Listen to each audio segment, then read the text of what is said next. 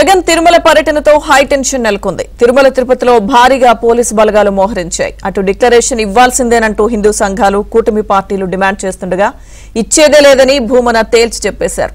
అయితే టీటీడీ మాత్రం నిబంధనల ప్రకారం వ్యవహరించనుంది. అన్యమతస్థుల విషయంలో 1990లో ప్రభుత్వం చట్టం చేసింది.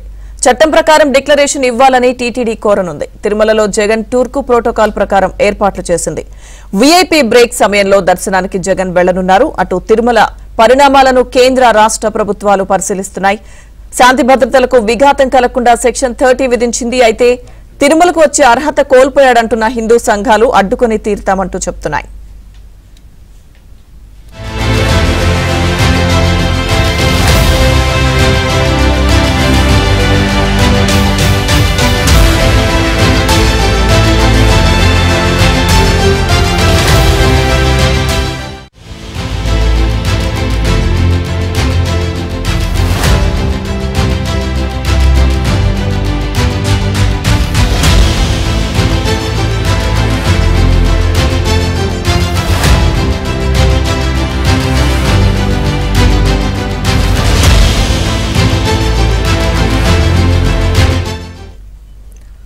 జగన్ తిరుమల పర్యటనతో హై టెన్షన్ నెలకొంది. తిరుమల తిరుపతిలో భారీగా పోలీసు బలగాలు మోహరించాయి. అటు డిక్లరేషన్ ఇవ్వాల్సిందేనంటూ హిందూ సంఘాలు కూటమి పార్టీలు డిమాండ్ చేస్తుండగా ఇచ్చేదే లేదని భూమన తేల్చి చెప్పేశారు.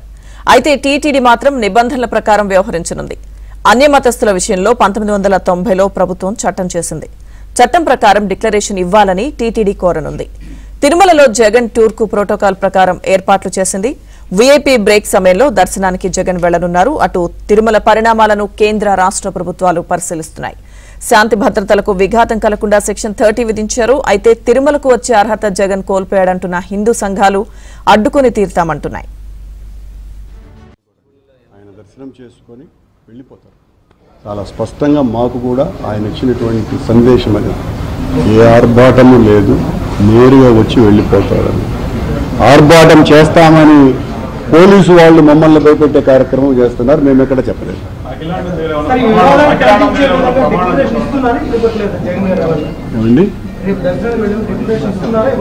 ఏమండి ఎందుకు ఇవ్వాలి? ఎందుకు ఇవ్వాలి? ఎందుకు ఇవ్వాలి చెప్పండి. ఎందుకు ఇవ్వాలి అని అంటే మీరు అడిగితే మేము ఇవ్వాలా? ఆయన ఏమన్నా కొత్తగా కొండకు వస్తున్నాడా? కొత్తగా వచ్చాడా? లేదు కదా. మన 10 సార్లు వచ్చారు. మీరంటే వాళ్లే